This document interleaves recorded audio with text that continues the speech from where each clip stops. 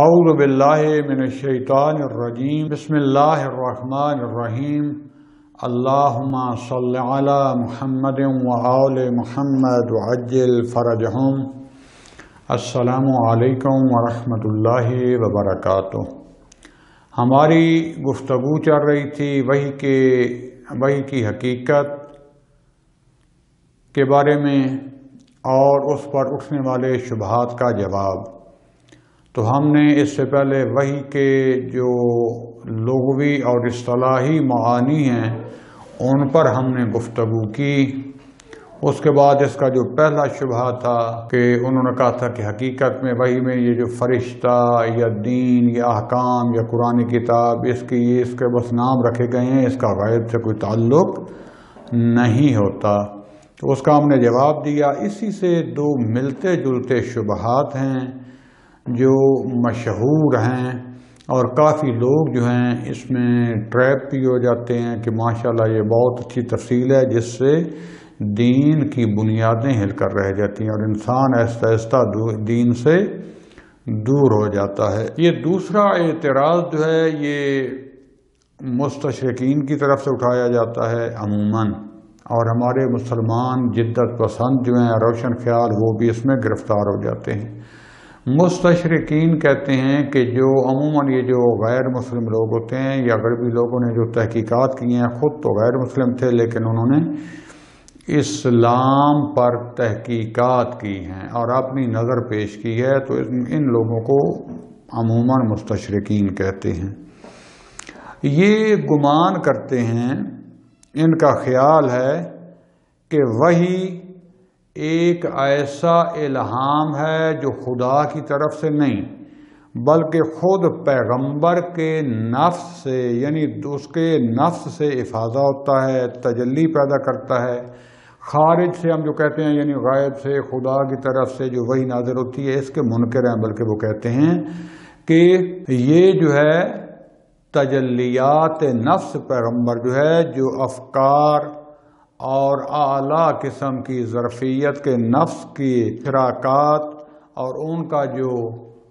مطہر اور پاک قسم کا جو باطن ہوتا ہے اور ان کا جو شدت ایمان خداوند پر اور جو خداوند عالم کی عبادت کو واجب سمجھتے ہیں اور بت جو ہیں ان کا انکار اور ان کی عبادت اور پرستش کا انکار کرتے ہیں، اور جو موروثی تقلیدیں مختلف قسم کے رسم و رواج ان تقلیدوں کی یہ نفی کرتے ہیں۔ پس جب ان کا ذہن، ان کا عقل، ان کی فکر، ان کا باطن یعنی ان کا نفس جب اتنا پاک اور طاہر ہو جاتا ہے، ہر قسم کی لغزشوں سے پاک ہو جاتا ہے، تو پھر جو ہے جو تجلیات نفس پیدا ہوتی ہیں، وہ جو پاک فکر پیدا ہوتی ہے، وہ خواب کی صورت میں اور حالات روحی کی صورت میں عقل میں جو ہے ان کے باطن کو نکھارتے ہیں۔ یہ الہامات باطنی ان کے لیے واضح ہوتے ہیں، جیسے کہ وہ معتقد ہو جاتے ہیں کہ یہ واقعاً جو حقائق ہیں، کیونکہ صحیح حقائق ہوتے ہیں تو یہ واجب ہیں، اور وہ گمان کرتا ہے یعنی نبی کہ یہ ساری جو رہنمائی ہو رہی ہے، یہ جو سارے حقائق واضح ہو رہے ہیں، یہ خداوند عالم کی طرف سے آسمان سے جو ہے وہ ہم پر نازل ہو رہے ہیں، اور عالم غیب سے یا فرشتہ کی صورت میں یا خواب کی صورت میں ان پر نازل ہوتے ہیں، اور یہ پھر جیسے تمثل ہو جاتا ہے، فرشتہ کی آواز باقاعدہ سنتے ہیں، اور جو چیز بھی جس نظام کے بھی یہ کیا ہوتے ہیں معتقد ہوتے ہیں حالت بیداری میں، حالت خواب میں بھی وہ اس کو حقیقت سمجھتے ہیں، وہی حقائق جو ہیں ان کے سامنے متمثل ہوتے ہیں، اور یہ انبیاء جو ہے اس کو مظاہر وحی سمجھتے ہیں کہ جو کچھ یہ بیداری میں دیکھتے ہیں وہی خواب میں بھی ان کے لیے متمثل ہوتا ہے، جو خواب میں دیکھتے ہیں وہ بیداری میں ان کے لیے متمثل ہوتا ہے۔ تو اس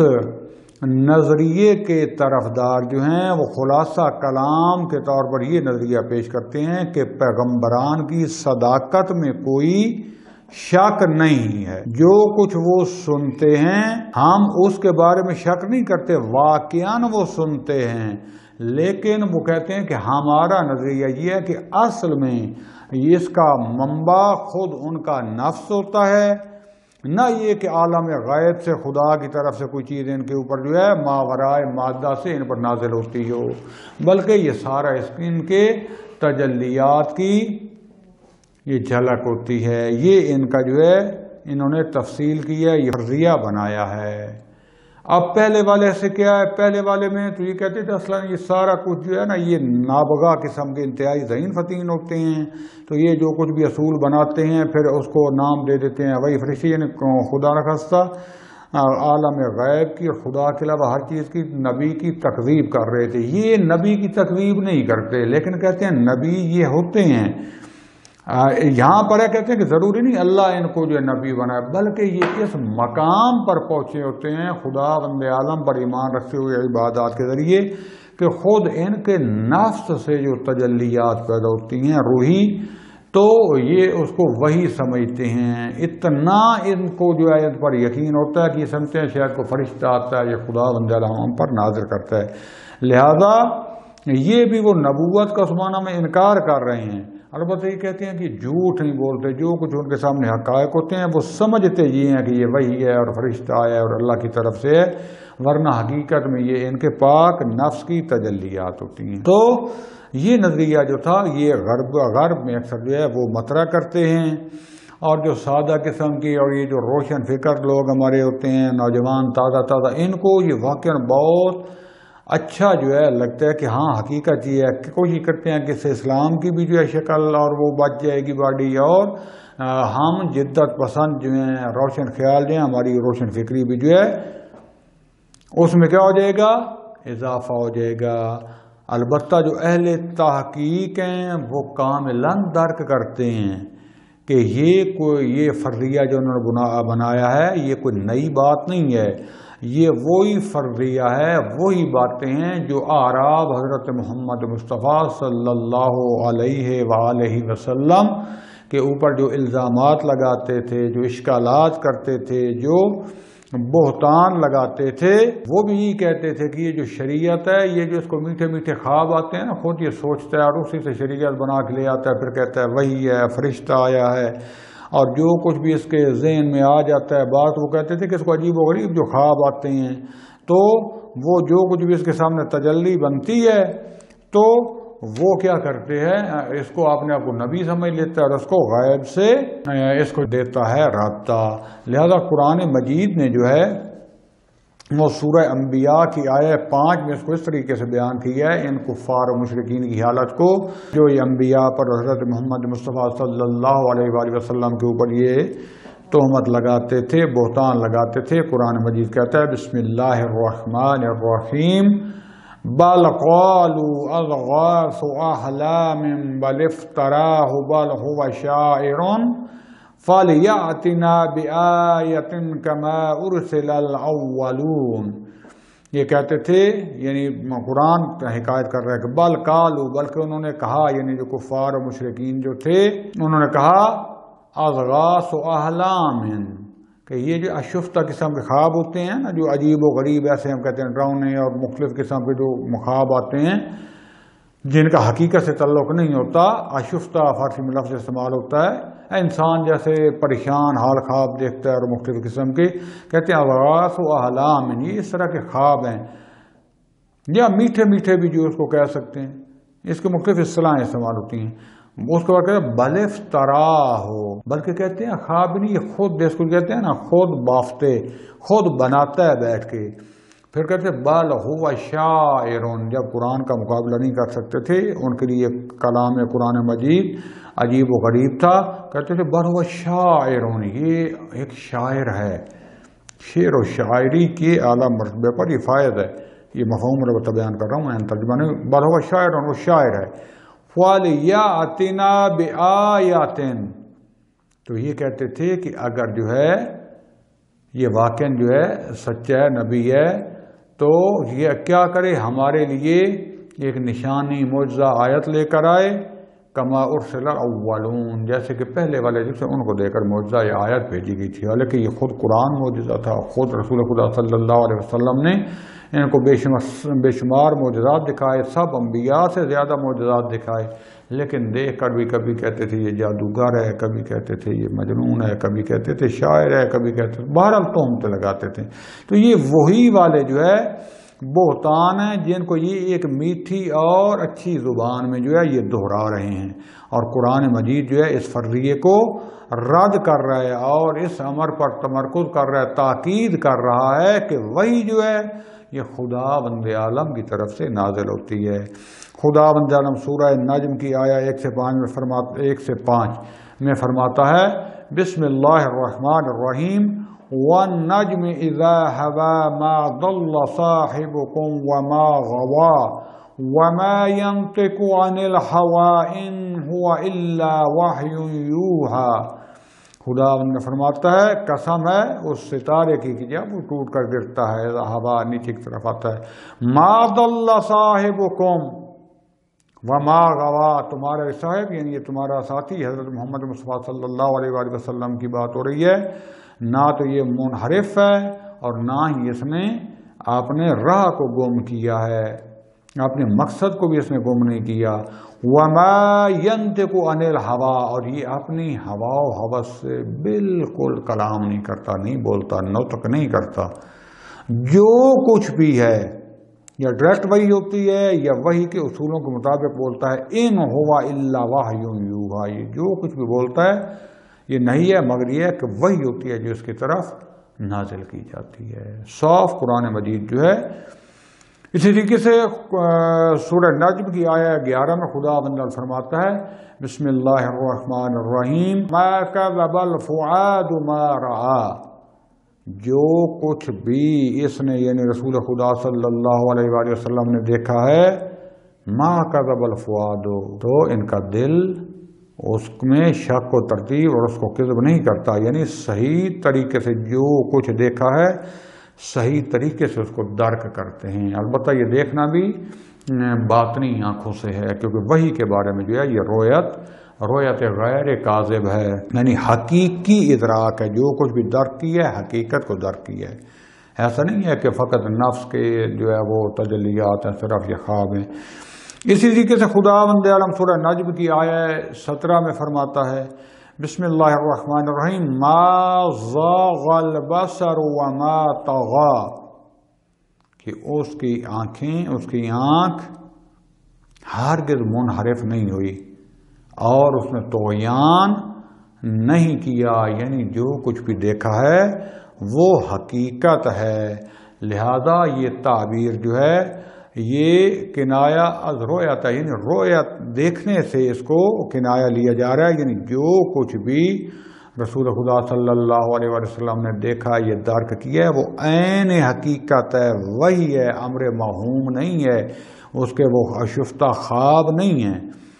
لہذا خلاصہ یہ ہوا کہ پیغمبران جو ہے وہ اپنے آپ کو باقاعدہ حقیقت، دلائل اور معجزات کے ساتھ کہتے تھے کہ وہ خدا بند عالم کی طرف سے مبعوث ہوئے ہیں، خدا نے انہیں پیغمبر بنا کر بھیجا ہے، اور ان کا کام، ان کی ذمہ داری خدا کے دین کو، احکام کو، معارف کو لوگوں تک پہنچانا ہے۔ اور اس میں بھی کوئی شک نہیں کہ آج تک تاریخ میں ثبت ہے، چاہے یہ مستشرقین ہوں، چاہے ہمارے مسلمان ہوں، چاہے کوئی بھی، کہ انہوں نے زندگی میں انبیاء نے کبھی جھوٹ نہیں بولا، کبھی کذب کا وہ شکار نہیں ہوئے۔ تو جب وہ جھوٹ انہوں نے کبھی نہیں بولا اور وہ لوگ بھی معترف ہیں، تو اس کا مطلب ہے کہ پھر وہ خدا کی طرف سے بنائے ہوئے پیغمبر ہیں، جو کچھ بھی آتی ہے ان کی طرف سے وہی ہوتی ہے۔ ایسا نہیں ہے کہ وہ اپنے نفس کی کبھی تجلیات کچھ ٹھیک اور کچھ غلط جو ہے ملا کر بولتے ہیں، بلکہ جو کچھ بھی وہ بولتے ہیں مطابق واقعہ ہوتا ہے۔ ان کے جو معارف تھے، جو کچھ بھی وہ شریعت وغیرہ لے کر آئے ہیں اور ان کی جو رسالت تھی وہ سب کا سب جو ہے خدا بند عالم کی طرف انہوں نے منسوب کی ہے، اور انہوں نے دعوے کے ساتھ کہا کہ سب خدا کی طرف سے ہے، اور بلکہ انکار کیا کہ ہم کچھ بھی نہیں ہیں، اللہ ہوا، فقط و فقط خدا کی ذات ہے۔ لہذا ایسا نہیں ہے کہ ان کی باتیں ضمیر سے تجلیات اٹھتی ہیں، اس کو یعنی بڑے پیارے لفظوں میں کہ پاکیزہ خیال ہوتے ہیں فلاں، اس میں کوئی شک نہیں، لیکن اگر اس طریقے سے اگر یہ ہم مان لیں کہ یہ فقط ان کے نفس کی تجلیات ہوتی ہیں تو اس سے تو نعوذ باللہ ثم نعوذ باللہ وہ جاہل مرکب ہو جائیں گے۔ کیوں؟ یعنی ایک تو وہ ان کو علم ہی نہیں ہے کہ یہ ہمارے تجلیات کا، یہ سارا کوئی نفس کی تجلیات ہیں، یعنی ایک ان کو یہ علم ہی نہیں ہے، یعنی وہ عالم نہیں ہے۔ سادہ الفاظ میں کہیں کہ ایک وہ عالم نہیں ہے، نعوذ باللہ یعنی جاہل ہیں، اور پھر یہ کہ ان کو اپنی جہالت کا بھی پتہ نہیں ہے، جاہل مرکب، یعنی فارسی میں کہتے ہیں کہ نمی دانت کہ نمی دانت، یعنی اس کو یہ بھی پتہ نہیں ہے کہ وہ جانتا نہیں ہے، یعنی اپنی جہالت کا بھی اس کو، ایک تو عالم نہیں ہے یعنی جاہل مرکب کیا، یعنی پھر اپنی جہالت کا بھی علم نہیں ہے، نعوذ باللہ۔ اور یہ دنیا کے سب سے بڑے عالم تھے، اور یقین اور معجزات کے ساتھ انہوں نے ثابت کیا ہے کہ کبھی بھی اپنے علم اور عمل میں انہوں نے کبھی اپنی کردار اور گفتار میں کبھی شک کا بھی شکار نہیں ہوتے جائے کہ کذب اور جھوٹ کا، نعوذ باللہ، بلکہ عقل و فطرت کے عین مطابق انہوں نے گفتگو کی اور زندگی گزاری، اور ہر اہل علم اور اہل دین جانتے ہیں کہ جتنا بڑا بھی عالم ہو جائے ان کے مراتب انبیاء سے نیچے ہیں، لہذا وہ کبھی جھوٹ نہیں بولتے، اور یہ نظریہ ایک فرضیہ ہے اور جھوٹ کے علاوہ کچھ نہیں ہے، یہ دین کی جڑوں کو کھوکھلا کرنے کے علاوہ کچھ نہیں ہے۔ اسی طریقے سے ایک تیسرا جو ہے اسی سے بالکل ملتا جلتا ہے، اس کی فقط شکلیں چینج کی ہیں، حقیقت ایک یہ شبہات کی۔ تیسرا شبہ کیا ہے؟ وہ کہتے ہیں اسی سے ملتا جلتا کہ یہ نبی شخصیت باطنی کا، وحی اور شخصیت باطنی، وہ کہتے ہیں مخصوصاً یہ جو ہے دانشمندان غربی، اکثر یہ کلام جدید اور یہ مسائل جو اٹھے ہیں غرب کی طرف سے اٹھے ہیں، اور وہ جو ہے یہ جو روان شناسی، روان کاری وغیرہ جو ہے اس کے ذریعے تجربات بھی کرتے ہیں، تو وہ کہتے ہیں یہ وہی جو ہے یہ نبی کی جو شخصیت باطنی ہوتی ہے، وہ کہتے ہیں ہر انسان کی ایک شخصیت ظاہری ہے، ایک شخصیت باطنی ہوتی ہے، اور ہر انسان جو ہے وہ اپنے کردار کے ذریعے اس کی شخصیت باطنی ظاہر ہوتی ہے۔ وہ انہوں نے تجربات بھی کیے ہیں کہ جو خواب ہوتی ہے نا مقناطیسی، یعنی ایک مصنوعی خواب مقناطیسی میں لے جا کر آپ کو دیکھیں خواب میں جو ہے انسان کا اس جسم سے رابطہ کم ہو جاتا ہے، پہلے یہ میں بیان کر چکا ہوں معارف کی بحث میں، اور آپ نے خواب میں بھی دیکھا ہوگا کئی حقائق دیکھ رہے ہوتے ہیں، دنیا کے کئی کونے میں پہنچے ہوتے ہیں، مردگان آئے ہوتے ہیں، ان سے گفتگو ہوتی ہے، ایسی ایسی جگہوں پر گئے ہوتے ہیں، نئی نئی جگہ جو آپ نے دیکھی نہیں ہوتی، نئے نئے حقائق آپ کے سامنے کھلتے ہیں، کوئی آپ کا وزن نہیں ہے، دیواریں سارا آپ کے آگے ختم ہوتی ہیں۔ تو انہوں نے تجربات کی ہیں کہ جب یہ مصنوعی خواب میں یہ جو لوگ ہوتے ہیں مختلف قسم کی باطن کی اور غیب کی خبریں دیتے ہیں، تو لہذا یہ بھی کہتے ہیں کہ جو کچھ بھی یہ انبیاء، یہ پیغمبران حالت خواب میں وہ جو اپنی باطنی شخصیت کو دیکھتے ہیں، عوالم غیب کو دیکھتے ہیں، مختلف ان کے لیے جو ہے اپنے پاک باطن کی وجہ سے، طاہر باطن کی وجہ سے اور زیادہ ان کا مرتبہ بڑھ جاتا ہے اور ان کے حقائق زیادہ کھل کے سامنے آتے ہیں، تو وہ کچھ ایسی غیب کی خبریں بھی دیتے ہیں، اور وہ چیزیں جو حواس سے ظاہری کے ذریعے انسان سن نہیں سکتا، دیکھ نہیں سکتا، چکھ نہیں سکتا، یہ ان سے کیا آگاہ ہو جاتے ہیں۔ لہذا یہ نتیجہ لیتے ہیں کہ پیغمبران کے اصلی حالات باطنی ہوتے ہیں، ان کی یہ وہ شخصیت باطنی ہے جو انسان کے لا بلائے، جو مختلف ضخیم قسم کے انسان کے حجاب اور پردے ہیں نا، ان میں سے اس حقیقت کو اپنے باطن کو درک کرتے ہیں، ان حقیقی افکار جو ہے جو پاک قسم کے ہوتے ہیں وہ ان کے اوپر الہام ہوتے ہیں، اور بعض اوقات یکدم ناگہان ان کے لیے کچھ حقائق واضح ہو جاتے ہیں، تو یہ سمجھتے ہیں کہ خدا بند عالم کی طرف سے وہی نازل ہوئی ہے، اور اپنے آپ کو جو ہے یہ انبیاء سمجھنا شروع کر دیتے ہیں اپنے نفس کو۔ اور کبھی کبھی کیا ہوتا ہے کہ یہ اتنا اس وادی میں آگے چلے جاتے ہیں کہ ان کا نفس اور افکار تجسد اور تمثل پیدا کر لیتا ہے، اور یہ سمجھتے ہیں کہ کوئی فرشتگان ہیں، ملائکہ ہیں جو آسمان سے آ کر ان کی رہنمائی کر رہے ہیں، لہذا کہتے ہیں حقیقت وہی اصل میں یہ ہے، ورنہ خدا اور عالم غیب اور اس کا کوئی تعلق ان سے نہیں ہے۔ تو یہ بھی تقریباً انہی نظریوں کی طرح اس پر ایک نقد یہ ہے، یہ شخصیت باطنی، اس کو ہم اگر قبول بھی کر لیں کہ ہر انسان کی شخصیت باطنی، ہر انسان کا، اور حقیقت بھی ہے، باطن ہے، بعض کا ظاہر سے زیادہ پاک ہے، بعض ان کا غلیظ ہے، تو اگر یہ معذرت چاہتا ہوں، اگر یہ شخصیت باطنی انسان کی ثابت ہو بھی جائے تو اس سے آپ نبوت کی نفی نہیں کر سکتی۔ اکثر لوگ ہوں گے جن کی شخصیت باطنی ظاہر ہوتی ہے، لیکن ضروری نہیں ہے کہ آپ، جو پہلے ہم کہہ چکے ہیں کہ جو وہ معجزے لے کر آتے ہیں، جو وہ صادق ہیں، کبھی جھوٹ نہیں بولا، جو حقائق کو لے کر آتے ہیں، ضروری نہیں کہ اگر شخصیت باطنی انسان کی ظاہر ہوتی ہے تو انبیاء میں بھی صرف یہی ہو، اس کے علاوہ وہی نہیں ہو سکتی۔ نہ، شخصیت باطنی کے باوجود ظاہر ہے ان کی شخصیت باطنی اور زیادہ کبھی ہے، لیکن اصل ان کا رابطہ خدا کے ساتھ ہی ہوتا ہے، غیب کے ساتھ ہی ہوتا ہے۔ دوسرا نقد اس پر یہ ہے کہ شخصیت باطنی انسان جو ہے اس کے مختلف جو آثار ہوتے ہیں وہ مختلف مجال میں، زمینوں میں، اس میں مختلف آثار پیدا ہوتے ہیں۔ کب آثار پیدا ہوتے ہیں اور قوت باطنی کی طرف، شخصیت باطنی کی طرف انسان جو ہے وہ متوجہ ہوتا ہے؟ جب انسان کی قوائے ظاہری، حواس خمسہ، یہ جو ہوتے ہیں ان سے رابطہ ظاہری طور پر ختم ہو جاتا ہے۔ یعنی انسان، یہ خواب مقناطیسی تجربہ کیا ہے، یہ عالم خواب میں ہم دیکھتے ہیں، یا باطنی حقائق جو جب ظاہر ہوتے ہیں اس وقت ہوتا ہے جب یہ ہمارے قوت سمجھ سو رہے ہوتے ہیں، خاموش ہوتے ہیں، اور ہمارا باطن بیدار ہوتا ہے، تو اس وقت جو ہے جب قوہ ظاہری اور حواس انسانی جو ہے وہ فعالیت میں ہوتے ہیں تو اس وقت باطن کی طرف توجہ نہیں ہوتی۔ جب ان کی فعالیت رک جاتی ہے اس وقت باطن کی طرف توجہ ہوتی ہے اور حقیقت باطنی اور شخصیت باطنی ظاہر ہوتی ہے۔ جب کہ ہم دیکھتے ہیں اور رسول خدا صلی اللہ علیہ وسلم کے جو حالات بیان ہوئے ہیں اس میں ہم دیکھتے ہیں کہ بعض اوقات وہ حالت جنگ میں ہوتے تھے۔ یعنی حالت جنگ میں کیا ہوتا ہے کہ انسان فل بیدار، انسان کے حواس کام کر رہے ہیں، تھوڑی سی بھی غفلت ہوئی دشمن لے دے جاتا ہے۔ اس حالت میں کبھی گھوڑے خچر پر سوار ہوتے تھے، اس حالت میں آ جاتا تھا، کبھی بیداری کی حالت میں ہوتے تھے تو اس وقت جو ہے آپ نے اوپر جو ہے وہ آپ لحاف یا کملی لے لیتے تھے۔ گائے کہتے ہیں کہ شتر یا مثلا خچر گھوڑے پر ہوتے تھے تو وہی کہ اتنی سنگین اس کی ہوتی تھی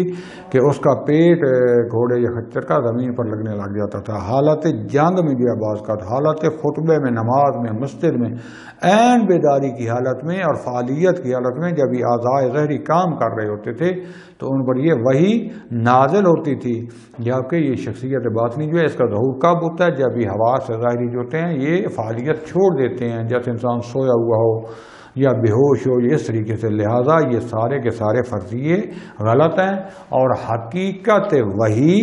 یہ خدا کی طرف سے آیا ہوا پیغام ہے جو خدا بند عالم روح القدس کے ذریعے، ملائکہ کے ذریعے، عالم خواب میں جس طریقے سے بھی خدا اپنے نبی تک پہنچاتا ہے۔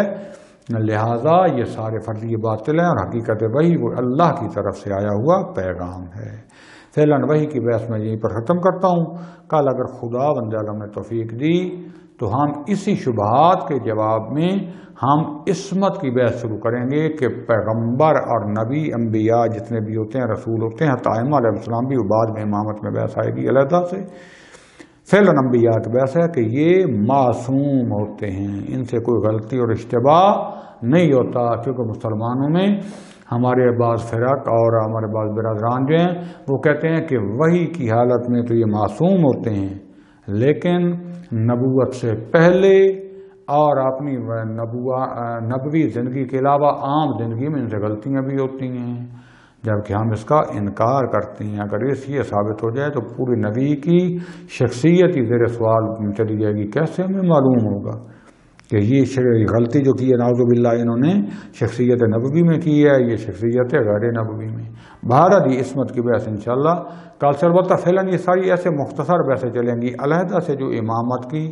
ولایت تکوینی کی یا عصمت کی بحث یا علم غیب کی بحث سے ہوگی انشاءاللہ، یہ علم عوام کی وہ علیحدہ باقاعدہ ٹاپک کے طور پر میں آپ کی خدمت میں پیش کروں گا۔ لیکن اب ارادہ یہی تھا کہ ایک دفعہ ہمارے نوجوانوں کے لیے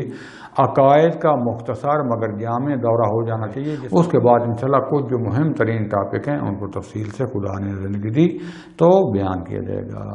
وصلی اللہ علی رسولہ الکریم وعلى أولاده الأطيبين الأطهرين والحمد لله رب العالمين والسلام عليكم ورحمة الله وبركاته.